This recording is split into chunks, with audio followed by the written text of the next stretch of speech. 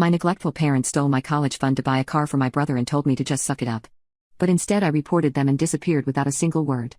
Ever since my brother was born, my parents treated him like he was a king. My mom was actually told that she could never conceive after she had me.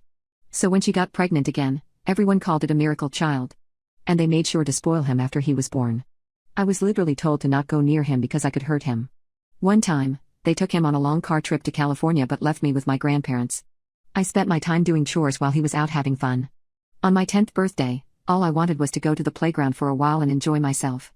But they decided that it was more important to go and buy new clothes for their other child. As my brother grew up, he realized that he could ask for literally anything and my parents would never say no. He would ask to play with my toys, and suddenly they would become his forever. Because I always spoke up about how unfair my parents were treating us, he took offense to that. He would break things around the house like a flower pot or a beer glass, and then blame it on me. And of course my parents had to take his side. In fact, they even asked him how he wanted me to be punished, to which he would say, grounded for a whole week. Since he did that so often, my parents considered me a problem child and refused to celebrate my birthdays. When I was 13, I asked them why they treated us so differently, and their reply was, "Your brother was a gift from God. And looking at how much trouble you have been causing recently, we are glad we have another child to rely on for the future." I was so distraught over my parents not loving me that I cried myself to sleep that night. I was even bullied at school because I didn't have any stuff while my brother had all the new gadgets. But I didn't fall into depression, and instead decided to prove to them that I'm not a useless son.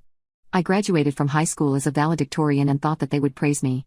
But my brother didn't like that the spotlight was on me, and decided to throw a tantrum about not getting enough attention.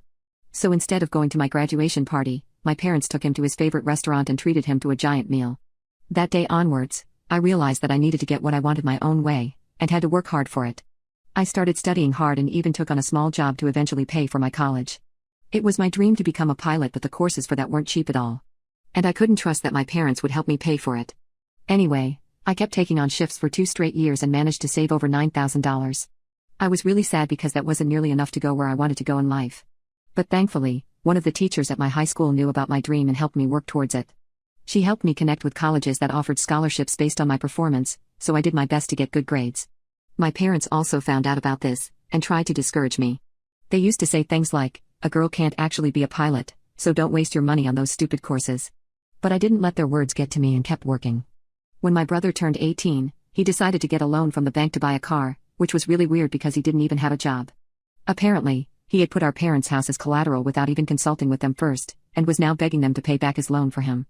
I thought that my dad would get mad at him, but surprise, surprise, they said, "You didn't make a mistake, son, you just made a bold decision and we're proud of you for owning your own car already." I thought that was really dumb because he had put himself in debt before even entering college, but didn't comment on it. I was so numb to their interactions by now that it didn't even bother me. The week after that, I went to check my stash of savings in my room to see if I had finally saved over $10,000 and could start working on college applications. To my absolute shock, the entire stash was gone and then there wasn't a single dollar left. I panicked but remembered that I had installed a teddy bear camera in my room.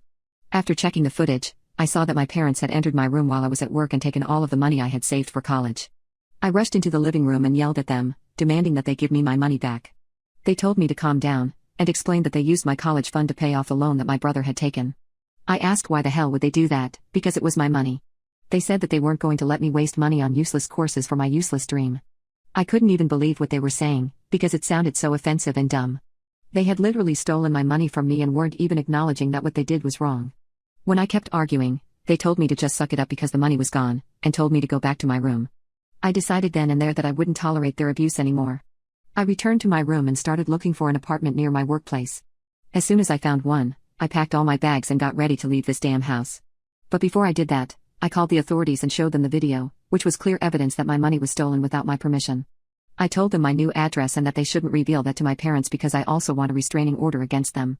In a few hours, my parents should either get arrested, or be forced to return my money to me via the authorities.